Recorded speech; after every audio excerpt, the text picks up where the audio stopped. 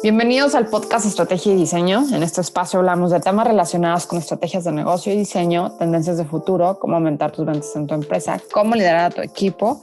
Somos Carlos Enriqueta López, diseñadora, directora académica del TEC de Monterrey, coach ejecutiva, y les hablo desde México. Y Antonio Fernández Olombrada, diseñador industrial, profesor universitario y CEO en el estudio Blast Design desde Madrid, España.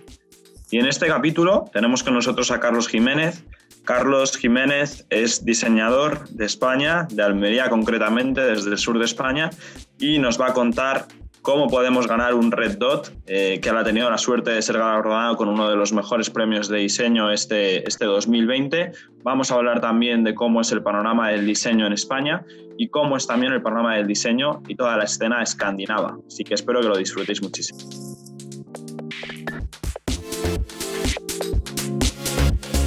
Bienvenidos a todos a un episodio más de este podcast Estrategia y Diseño. Hoy tenemos con nosotros a Carlos Jiménez. Carlos Jiménez es diseñador industrial y de producto desde el sur de España. Él es de origen de Almería, una ciudad también preciosa ahí cerca de la costa. Y bueno, tenemos la suerte de estar hoy con él. Él ha podido realizar un montón también de productos, ya no solo en España, sino también en toda la parte del norte de Europa, ya que ha podido trabajar en países como Dinamarca o países como Suecia, y también ha ganado premios muy importantes como este último año, que ha ganado un Red Dot en la categoría de diseño de producto. Así que nada, un placer tenerte por aquí, Carlos, y bienvenido al podcast. Bienvenido, Carlos. Muchas gracias por estar aquí con nosotros. Buenas, Carla, y buenas, Antonio, y ante todo, muchas gracias por la oportunidad de la invitación de participar en el podcast. Y bueno, como decía, me presento, soy Carlos Jiménez, como ha dicho Antonio, soy de Almería y actualmente trabajo desde Almería después de haber dado bastantes vueltas por Europa. En formación soy ingeniero técnico en diseño industrial, estudié en Málaga, aunque lo de ingeniero la verdad que lo tengo cada vez más olvidado y casi que me considero diseñador y ya, diseñador de producto quizás, si quiero especificar un poco más, pero es verdad que normalmente me cuesta mucho decir que no a cualquier proyecto que lleve la palabra diseño, sea un poco la disciplina que sea. Como decía Antonio, bueno, yo viví 3 años en Málaga cuando estudiaba y después tuve la suerte de poder irme de Erasmus a Suecia. Y bueno, allí estuve un año de Erasmus, la percepción que había allí sobre el diseño me encantó, no tenía nada que ver con lo que se trabajaba aquí.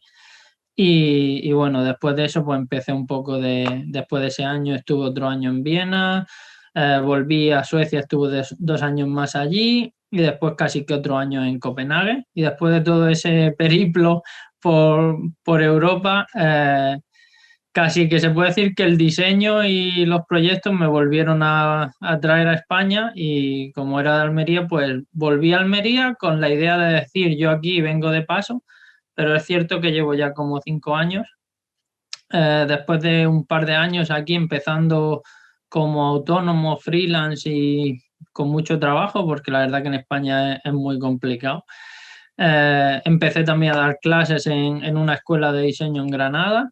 Y bueno, creo que es importante también que los profesionales estemos metidos en el sector de la educación si queremos que mejore y la idea que hay sobre el diseño. Y bueno, y ahora mismo, como decía, pues estoy trabajando desde Almería, trabajo con proyectos que casi todos son de forma online. Ahora sí que estoy trabajando en este momento con una empresa aquí también de Almería que apostó por el diseño, pero el resto de proyectos pues suelen ser con empresas de otras partes de España o directamente de distintos puntos del mundo, del norte de Europa o el este o Estados Unidos y así. Así que bueno, creo que con eso va bien. Increíble, Carlos. Oye, y retomando esto que nos cuentas, digo, a mí me encanta cuando nos cuentan en los diferentes lugares que han vivido. No hay nada más que te enriquezca que vivir en otros países, que absorber la cultura del diseño desde otros ángulos. E inclusive si se tiene la oportunidad de trabajarlo, pues más, digo, porque luego hay muchos estudiantes que se van de intercambio, pero la gran oportunidad de establecerte un rato en algún lugar y trabajar, creo que eso sí te abre totalmente el panorama diferente y no nada más en la manera de inspiración, sino en la manera de ejecutar, en la manera de crear, en la manera de relacionarte con la materia. Y en esto y en esto que nos contabas, a mí me encantaría que nos digas, a ver, tú estuviste en toda esta parte norte de Europa, que bien sabemos también en México que es muy diferente en la manera en la que se visualiza el diseño y en la que se trabaja el diseño. Y tú tuviste la oportunidad de trabajar ahí, ¿no? No estudiar, sino de trabajar. ¿Qué nos puedes contar en relación a eso, de cómo se ejecuta, cómo se crea, cómo se conceptualiza el diseño en estas partes de Europa, que también es súper inspirador, ¿no? Y que muchos diseñadores es como, ay, el diseño de los Países Bajos, Copenhague, Suecia, ¿no? ¿Qué hay ahí? Cuéntanos. ¿Y qué diferencias? Pues, a ver, o sea, la primera diferencia que yo encontré, y eso para mí fue ya aún era estudiante, fue el trabajar sobre todo en el aspecto de la escuela. Todas las personas estaban como muy acostumbradas a trabajar en taller, muy práctico, prototipar todo. Era muy común, por ejemplo, todos los estudiantes conocían el tema de las ferias de diseño, como que la cultura del diseño, aunque no estudies diseño, la cultura del diseño está ya muy afianzada en la sociedad. Entonces, la gente sabe que hay ferias, sabe que hay empresas de diseño no voy a decir en todos los pueblos, pero hay como que la presencia del diseño en mobiliario, en las casas, en la cultura en general, está muy presente. Entonces, cuando después ya incluso los estudiantes están, ya los que estudian diseño, pues además ellos tienen como, no es como nosotros que cuando empezamos a estudiar diseño venimos como de cero y si sabes algo es porque tú te has molestado en aprender por internet o algo así, que poco a poco yo voy recibiendo alumnos que vienen ya bastante puestos en el tema y otros que no. Allí es como más normal que todo el mundo ya sepa o conozca o sepa la importancia que puede tener el diseño en la sociedad, ¿no? Entonces, partiendo de esa base, me he ido un poco al aspecto de la educación porque creo que es un poco donde empieza todo, ¿no? La cultura y demás, que después eso se ve reflejado en que también haya tantos estudios de diseño y también es muy importante el aspecto económico de estos países. La gente allí valora el diseño y aparte de valorarlo tiene el dinero para pagar por él, bien sea por productos de diseño o por servicios de diseño. Entonces, todo eso al final es como algo global que está dentro de la cultura y que al final afecta a todos esos sectores, desde la persona de a pie al que ya estudia diseño, al que va a pagar por los servicios de diseño y al que está y al que es diseñador profesional y las firmas. Y ahora, aparte de eso, creo que también la forma de trabajar como tal, creo que no se diferencia mucho a cómo se trabaja aquí. Es verdad que en las escuelas a mí me chocó mucho que eran muy, voy a decir, apretados, como que no dejaban mucho lugar o margen a la improvisación, eran todos muy metódicos y muy de conocer todas las metodologías de diseño y todos los pasos a paso y demás. Y quizás yo era un poco más disperso en el sentido de, vale, yo una vez que lo conozco, quiero ir a mi rollo. Pero eso era en el tema universitario. Después realmente cuando yo trabajo en las empresas suele haber mucha más libertad y creo que eso es un poco como aquí. Hay profesionales que les encanta dibujar y dibujar y dibujar. Hay otros profesionales que hacen un garabato y están modelando en 3D o gente que le encanta prototipar y tiene en su mini estudio un mini taller y gente que no quiere ensuciarse las manos ni para Dios y simplemente pues mandan un 3D a la empresa que sea y ellos ya prototipan y demás. Después también otra cosa que creo que es muy distinta a la forma de trabajar en España es, y de hecho ayer casualmente lo estaba hablando con unos amigos, es el tema de que aquí, eso creo que ya no es solo en aspectos de diseño, sino aspectos laborales genéricos. Allí, si Si se trabajan 6 horas, se trabajan 6 horas. Y echar 8 porque si no llega a estar mal visto, sobre todo en una empresa. Yo he estado en estudios y no ha sido como, aun siendo becario o aun siendo nuevo, no tenías que echar más horas de las que se habían hablado que había que echar. Y aquí lo más común es raro el que sale a la hora que se ha dicho que se iba a salir. Entonces, esa cultura también es allí muy importante en el sentido de que se trabaja lo que se tiene que trabajar y sí, cuando de pronto hay que trabajar un poco más un día porque hay una entrega, todo el mundo lo hace, pero no por norma general, como aquí pasa muchas veces. Entonces, bueno, el ambiente de trabajo suele estar muy bien.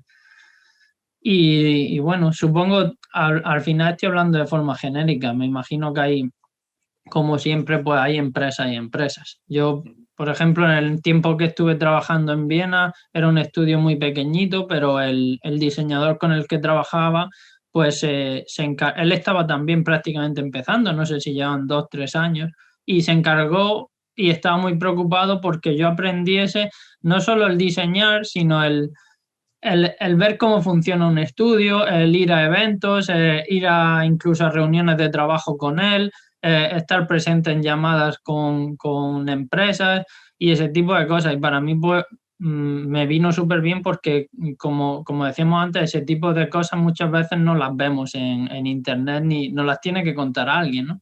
Y sin embargo, cuando estuve en Estocolmo, en otro estudio trabajando, que era un estudio mucho más guay, con muchos más proyectos y empresas mucho más chulas, pues realmente ese diseñador pasaba un poco más del tema. O sea, él estaba allí, yo era un trabajador más, por la mañana llegaba, buenos días, a trabajar y por la tarde cada uno a su vida.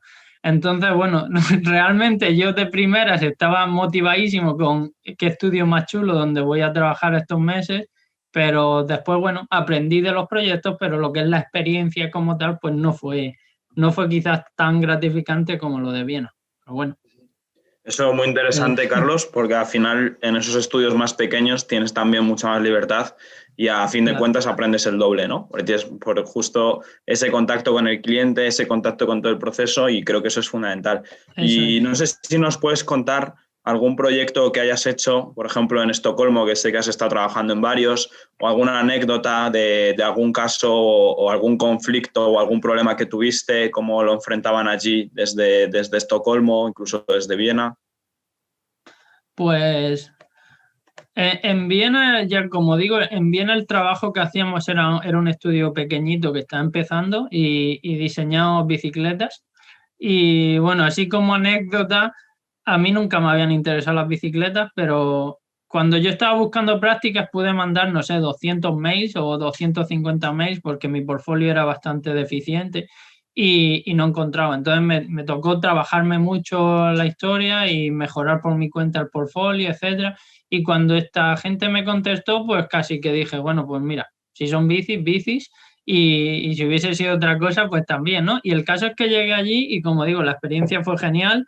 A las 2 semanas ya iba por la calle viendo las bicis que había, o sea, que al final no, creo que nos pasa a todos, que al final intentamos disfrutar el proyecto, sea el que sea, y nos hacemos un poco frikis de la temática sobre la marcha.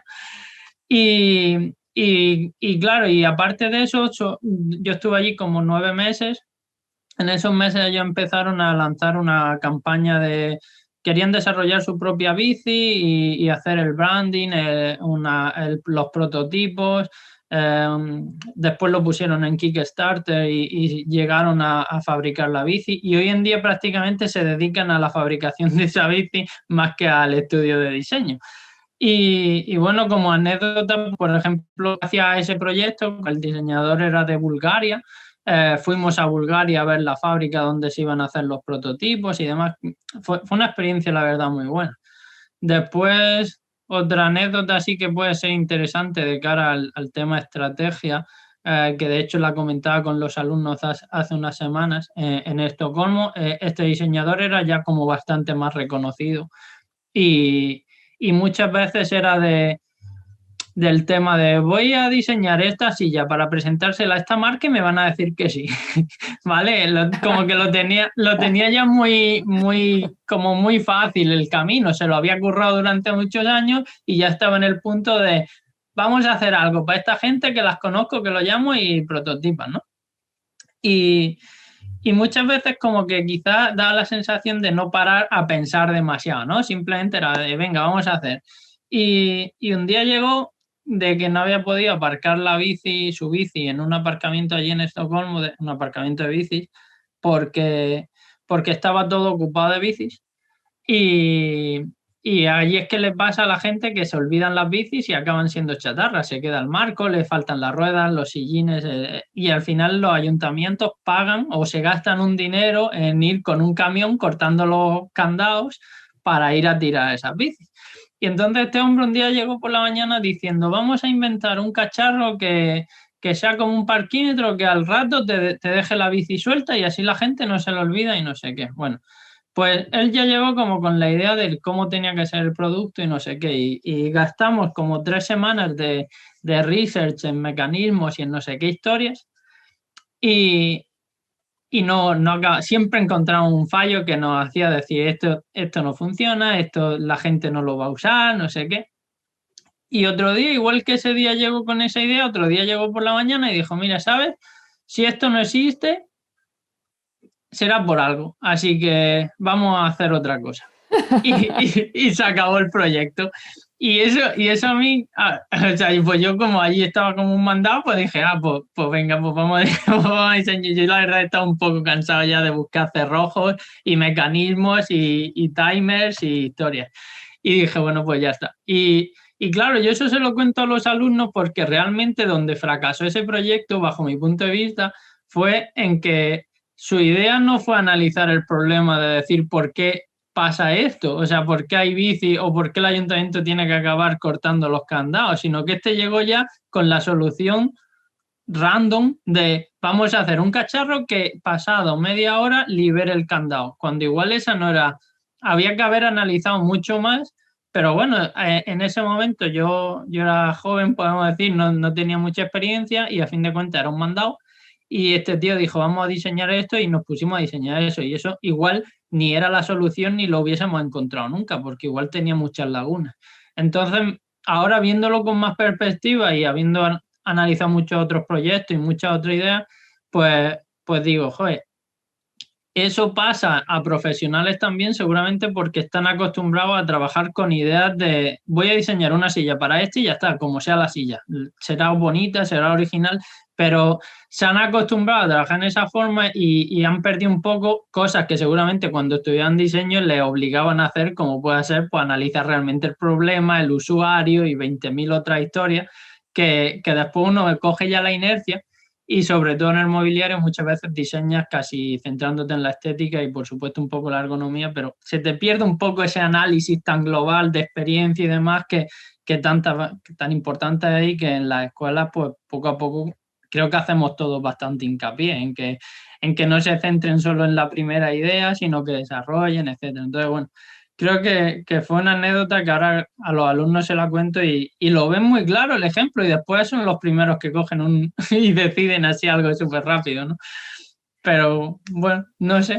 Qué divertida. Está divertida la anécdota y más de conocer que en un despacho posicionado de Estocolmo también suceden esas cosas. Sí, ¿no? sí, totalmente, totalmente. Cuando a lo mejor pensaríamos, no, la gente, los diseñadores en Estocolmo tienen toda esta metodología, jamás pasaría eso, ¿no? Y bueno, pues ahí está el ejemplo de que sí sucede.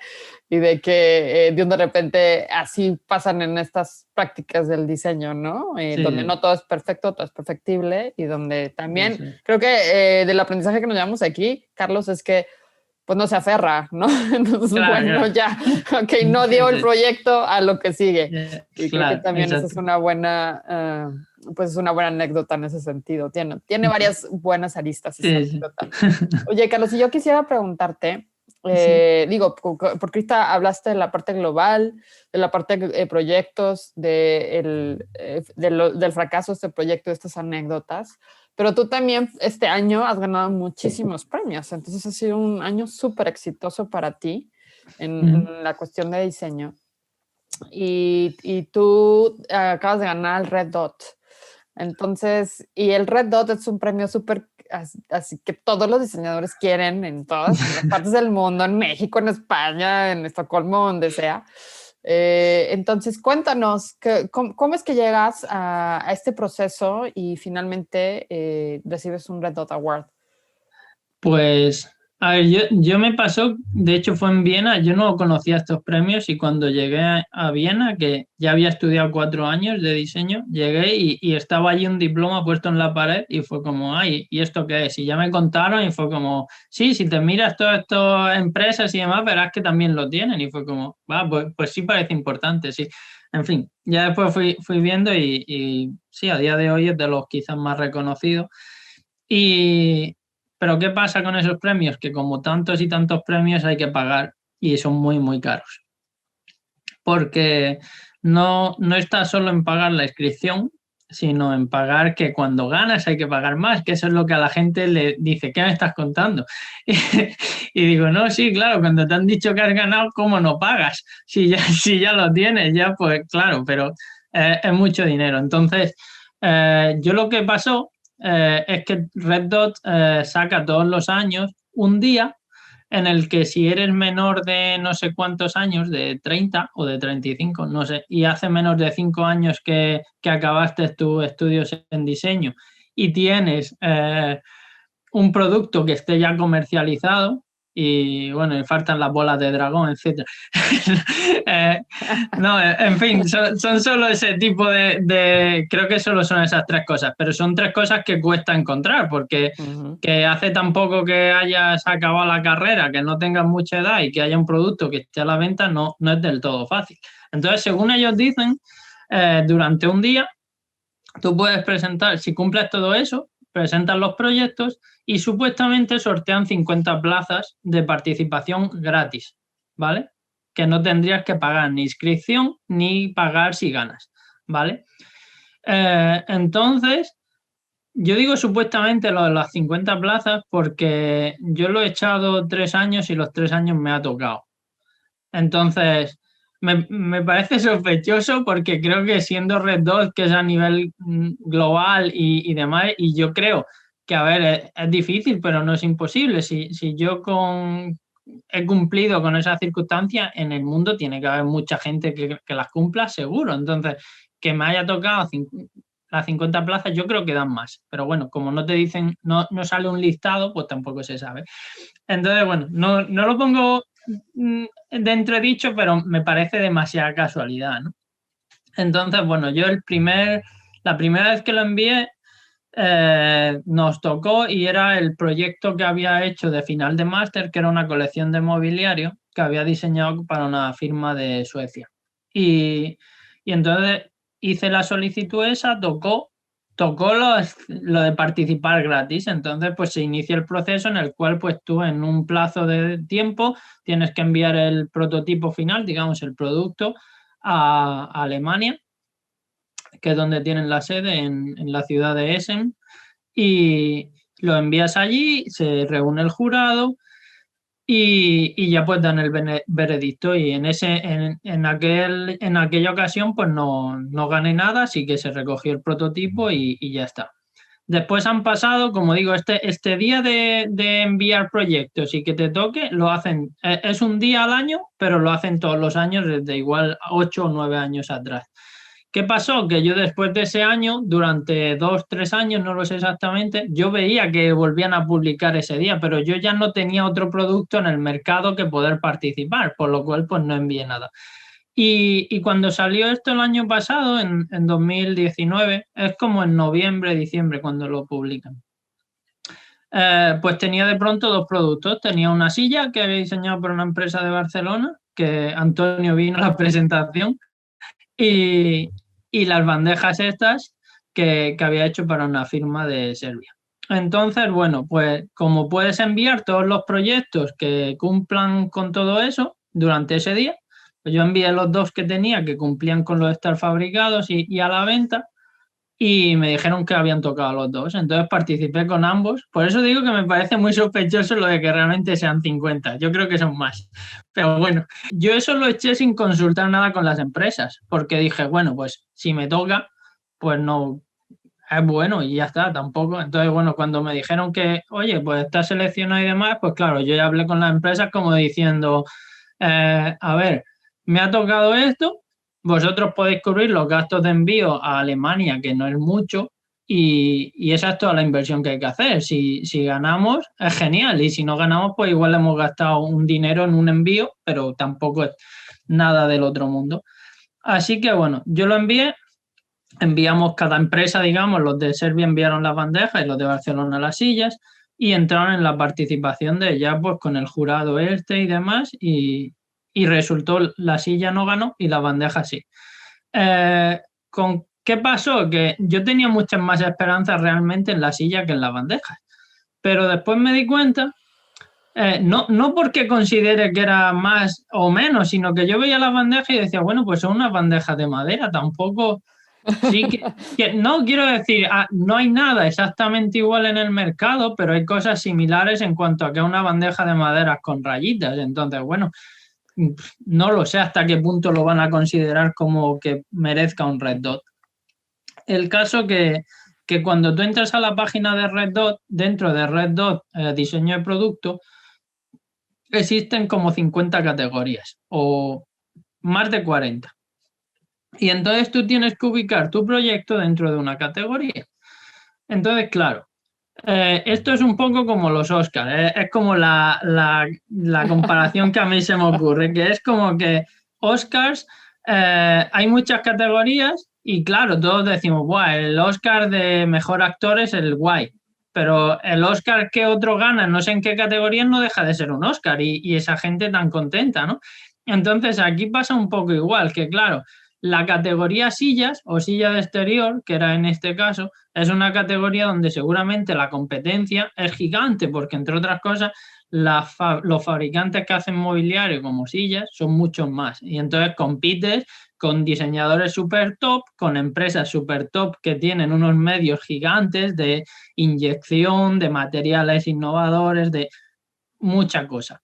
Sin embargo, la categoría donde ellos, la organización del concurso, cuando yo envié el proyecto de las bandejas, me movieron, yo lo puse dentro de una categoría y ellos me dijeron, ponla mejor en esta porque creemos que se ajusta mejor y tal.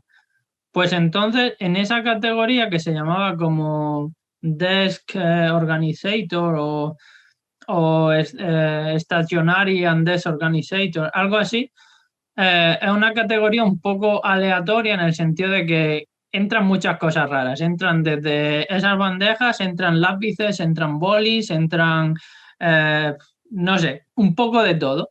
Y bueno, después lo bueno que tiene también el Red Dot es que no hay un único ganador por categoría. No es como los Oscars en ese caso. Es decir, si ellos consideran que hay 6 productos dentro de la categoría que lo merecen, no tienen problema en que los 6 ganen un Red Dot. Entonces, bueno, creo que eso al final fue un poco el éxito de ese producto, el estar en una categoría donde realmente llamaba la atención y bueno, y que igual pues no había problema en que hubiese más de un ganador dentro de esa categoría. Al final es como un distintivo que le dan y no tiene por qué haber uno solo por año. Claro. Entonces, bueno. Qué interesante todo eso que cuentas, Carlos, porque al final es justo eso, ¿no? La parte como estratégica de cómo ganar un Red Dot, ¿no? De hacerte exacto. Todo ese análisis de las 50 categorías y decir, vale, vamos a ver qué categoría no se va a presentar nadie o qué categorías se van a presentar menos, ¿no? Porque claro, pues sí, no es lo mismo... Sí.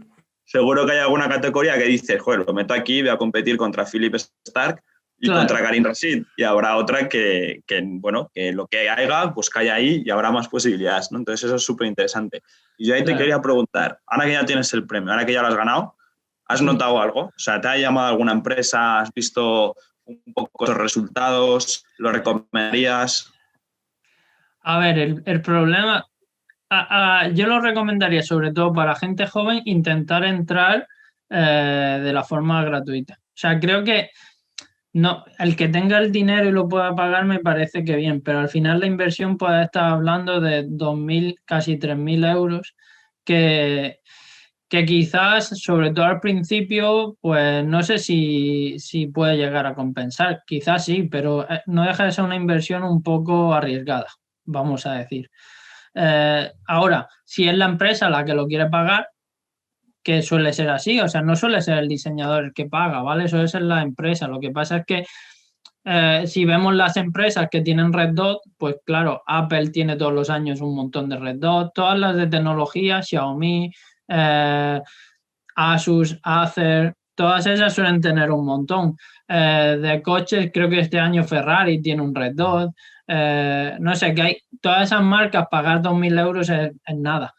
Pero para una empresa pequeñita, como podría haber sido la fabricante de las bandejas, pues seguramente no se hubiesen planteado la necesidad, digamos, de decir, ¿para qué queremos un Red Dot?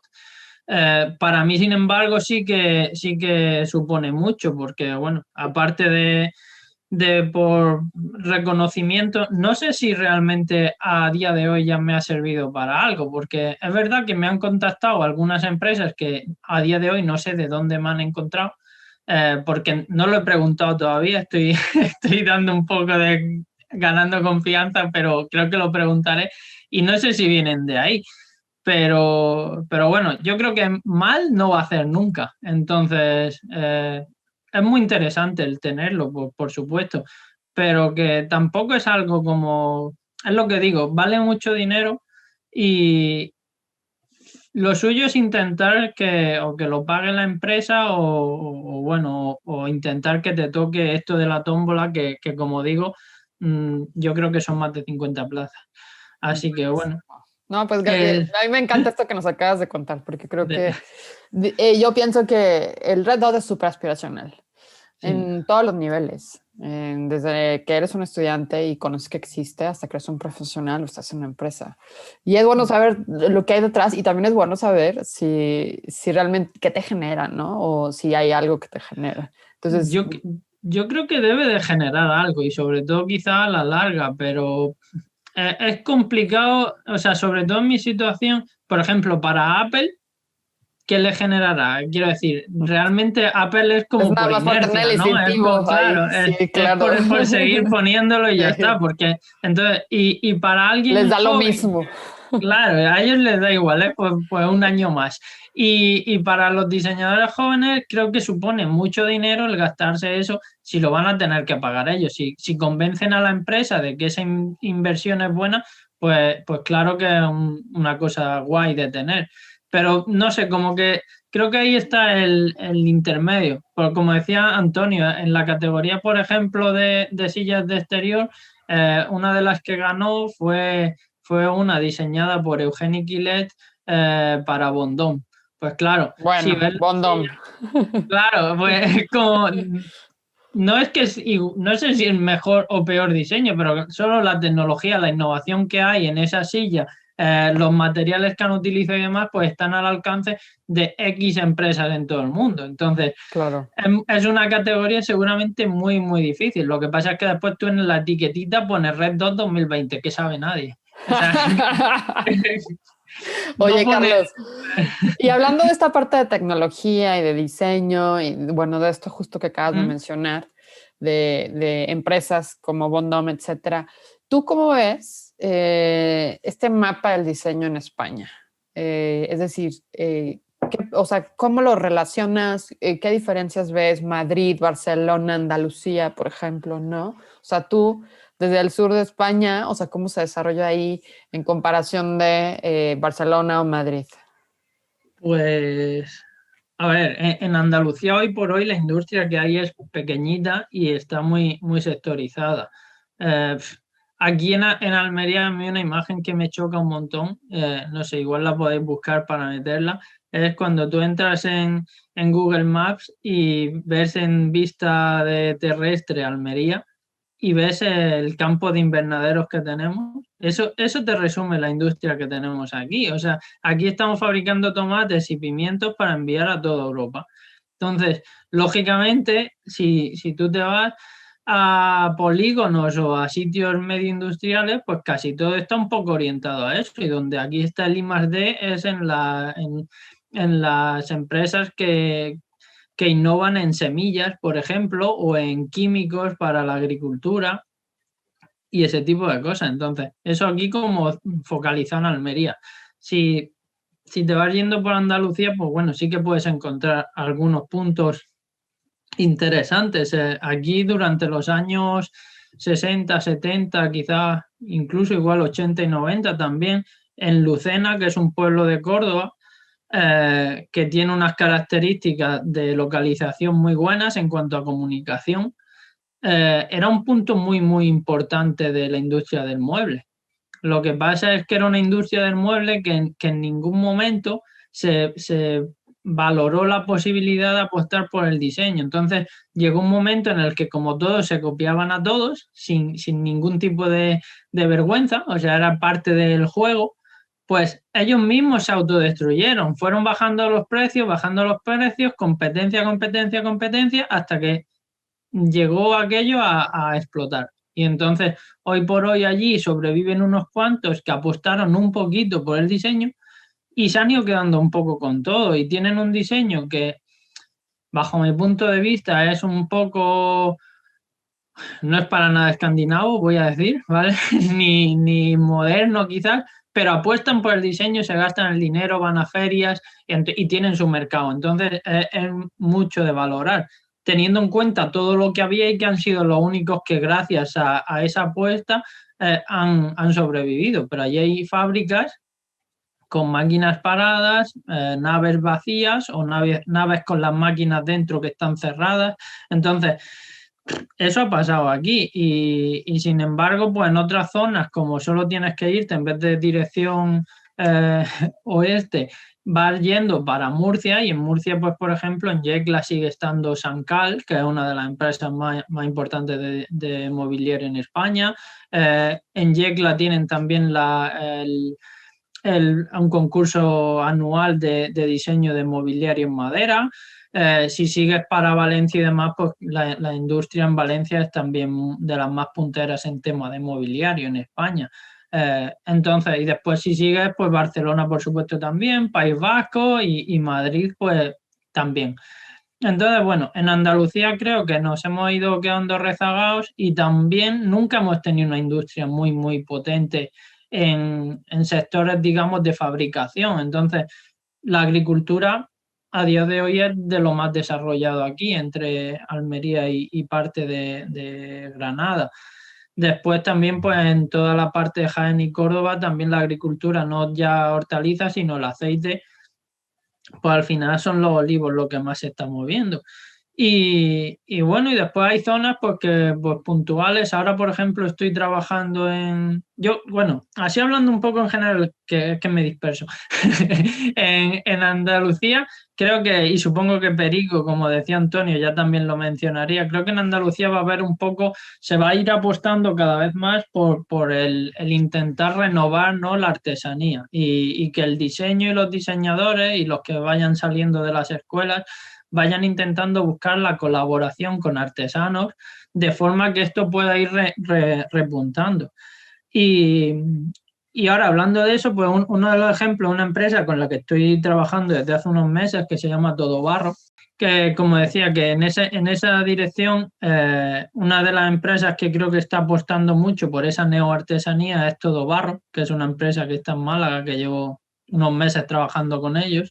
Y es una empresa que partió, son losas de barro, y el primer planteamiento que tuvieron fue el buscar fabricantes, o sea, ellos trabajan con tejares, fábricas de tejas de barro que había por la zona de Málaga, que muchas de ellas estaban paradas o que se habían ido metiendo en ese bucle infinito de competir en precio, que al final te acaba destruyendo, porque al final siempre están los chinos.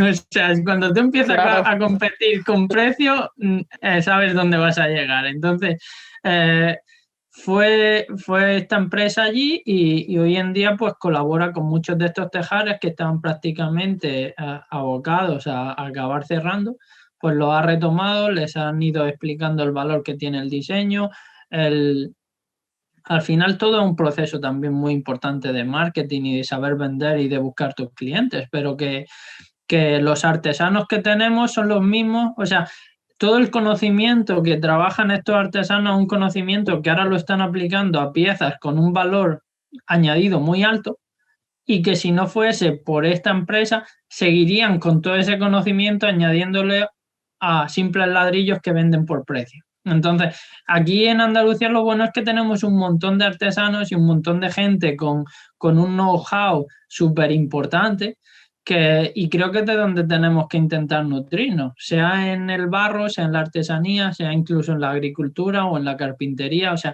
tenemos muchos talleres y mucha gente que se ha tenido que reinventar por las circunstancias, pero que siguen estando ahí y de los que se puede aprender una barbaridad. Entonces yo creo que si tuviese que decir qué dirección va a ir cogiendo esto, creo que eso va a ser un poco.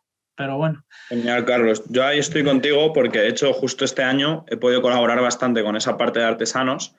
Concretamente, además, con la Universidad de Granada. Hace poco publiqué un artículo con ellos sobre la transformación digital de los artesanos y hacia dónde se está moviendo todo. Y la verdad que ahí, al menos en Andalucía, yo sí que veo que se está generando bastantes oportunidades. Y yo te quería decir también ya con este tema, pues eso, ¿qué habías notado tú en 2020? ¿Cómo ves un poco los próximos años? ¿Hacia dónde crees que se está moviendo toda la industria, el diseño? ¿Crees que este año va a suponer algún cambio drástico comparado con a lo mejor años anteriores? Pues, a ver, uno de los cambios que creo que ha venido para quedarse es que en España la gente confía en el trabajo desde casa. Que eso siempre hemos sido muy reacios casi a confiar en el hecho de que un trabajador pueda trabajar desde su casa. Y creo que, aunque haya sido casi de forma obligatoria y por necesidad absoluta, creo que eso con suerte se irá quedando. Para los diseñadores creo que no ha sido algo súper nuevo, porque unos y otros, yo sigo trabajando desde casa y gracias a Internet que podemos trabajar con una empresa de Serbia. O sea, si no tuviésemos Internet eso sería impensable y solo te tienes que ir igual 30 años atrás o... No sé, o cuando vemos, yo que sé, que ves una entrevista de Miguel Milá o esta gente cuando empezó, ¿con quién trabajaban? Trabajaban con los artesanos y con talleres que tenían en su zona local.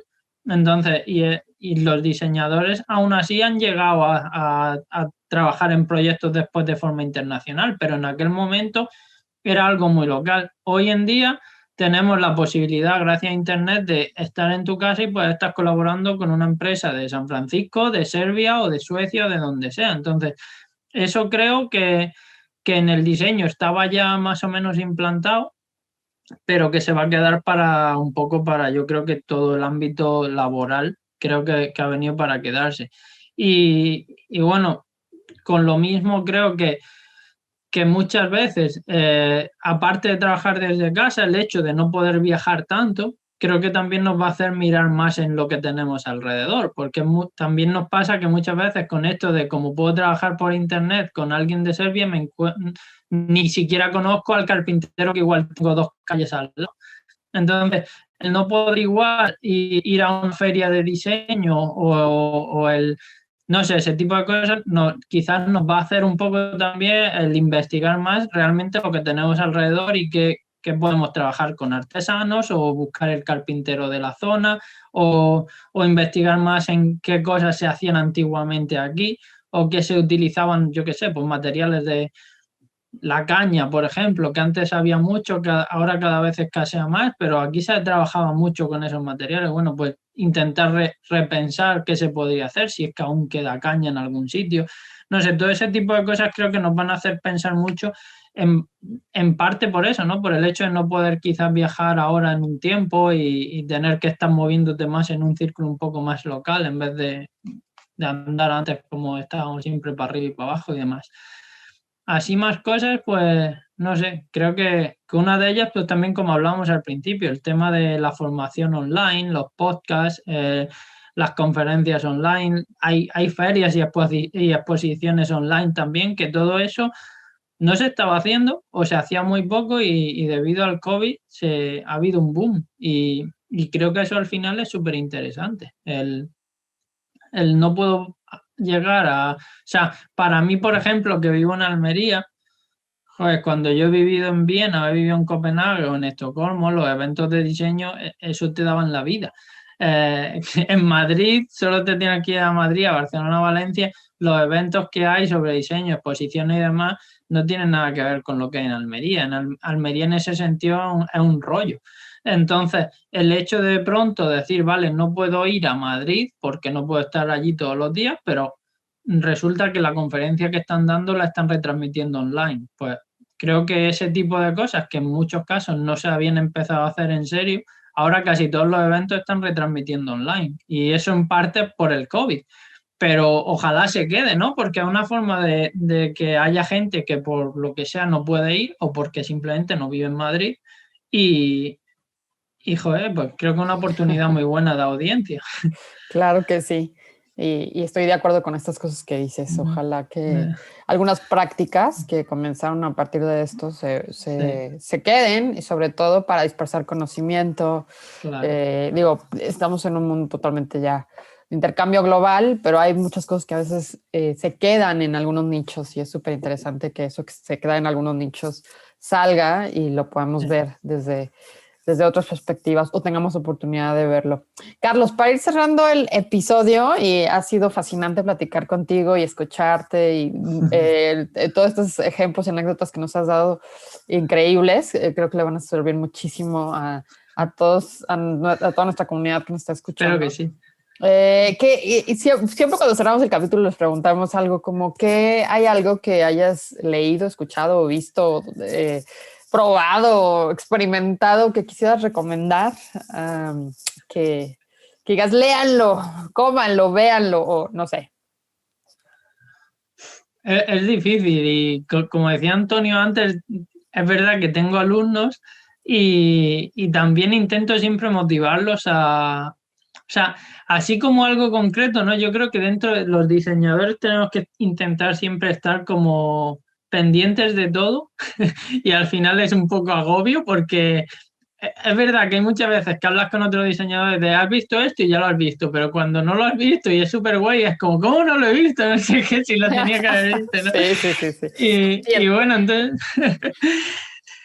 no sé, yo a los alumnos siempre una de las cosas que les digo siempre es que todos tienen Instagram, por ejemplo, que le den un buen uso a Instagram, que al final... tenemos Internet y al final es lo mismo, ¿no? Internet nos abre la posibilidad, una ventana gigante, Instagram es también una ventana gigante, pero te puedes perder en esa ventana. Entonces, que usen Instagram, que por ejemplo tiene también la opción esta de guardar cosas, que guarden inspiración, que hagan mood boards, que guarden absolutamente todo, porque al final es información que todo no lo puedes tener en la cabeza. Pero todo eso que vayan guardando, Pinterest también, para mí Pinterest es una herramienta súper interesante para estar al día de muchas tendencias y de muchas cosas y también te permite guardar para luego y vas haciendo una biblioteca ahí. Yo a día de hoy hay veces que miro tableros que hice igual hace 8 años y siguen siendo interesantes. Y es un trabajo que hice hace 8 años de investigación y siguen siendo referencias interesantes para proyectos en los que estoy trabajando hoy. Y si no la hubiese guardado, hubiese sido un trabajo que hice 8 años y se perdió, se quedó, se hizo y no lo guardé. Y bueno, y después pues intentar estar siempre, viajar, creo que lo decías tú, Carla, al principio.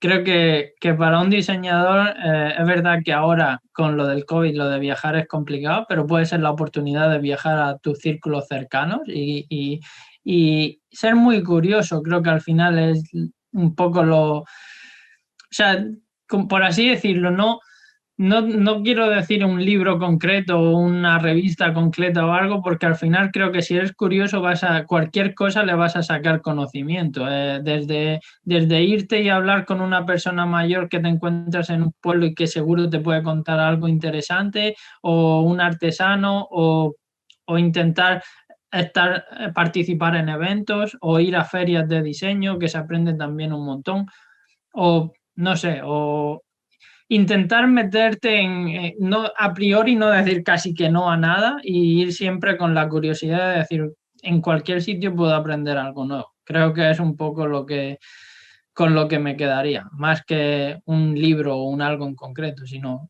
creo que cualquier cosa, desde una película o de todo se puede sacar. Entonces, bueno, no sé si contesto muy bien a la pregunta, pero... Súper bien contestada. Gracias. Carlos, nos lo apuntamos ahí, eso también, no te preocupes. Y para ir cerrando el capítulo, Carlos, ¿dónde te pueden encontrar? ¿Tu Instagram o tus redes sociales? ¿Cómo pueden contactar contigo? Pues mi Instagram es Carlos Jiménez con J, Carlos Jiménez Design. La página web es la misma, Carlos Jiménez Design. Y bueno, yo creo que entre la página web intento siempre que esté un poco al día de los proyectos publicados. Hay muchos proyectos que aún no salen y por tanto no me dejan todavía publicarlos, pero bueno, en Instagram a veces toco algunas pinceladas y es como más el diario del día a día. Y bueno, encontrarán también muchas fotos de arquitectura y así porque es como mi hobby también la fotografía. Están increíbles, Están increíbles. Y bueno, es como para que no sea todo solo diseño, digamos. Es un hobby que creo que al final en mi diseño intento siempre, es como digo, al final es curiosidad también y creo que de la arquitectura o de los colores y las composiciones se puede después aplicar en el diseño de un producto. Entonces, bueno, creo que ahí que es donde me pueden encontrar. Pues yo también os recomiendo a todos que le echéis un ojo al Instagram de Carlos, que además las fotos de arquitectura y la parte de edición que hace con ellas es increíble. Buenísimo. Tienes que subir más antes y después y making of, que son estaría increíble.